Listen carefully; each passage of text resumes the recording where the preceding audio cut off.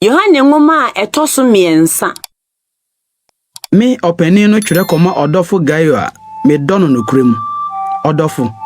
me yi mpaye se ade nyina mu ensiw yie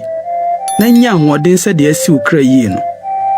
Na anuanu bi baaye na obedi wo no kra ho adanse se de wonam no kra mu no mani gye se minni anigye asini ye se meti se memma nam no krem. Odofo de woye ma anuanu ma woye ahoho no ne kwan so ano no won so adi wo don ho adanse asafo no anim na wogya won kwan se de ese Nyankopon anim a na waye ne yie na ne dinti na wonam na wanye amama no ho bibiara enti na seyen se ye gisa nkrofo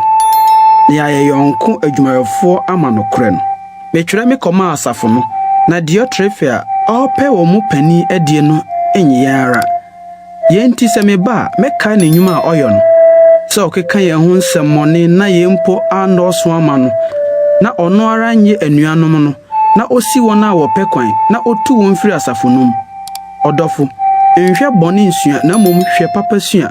de oye papa no firi Nyankopon mu na de oye bone no nhunu Onyankopon. Demetrio de wonyina ne nokure ankasa di no ho adanse pa na yenso ye di no adanse na wonim se ya adanse ye nokure. Anka me wonsam pii me twere na nso me mpese me di adubre ne twere dua me twere me brewo na mani da so se me hu wontem ne ye de ano ne ano akasa asomdwe nkan namfonom chiachia wo bo namfonom din maako chia wo.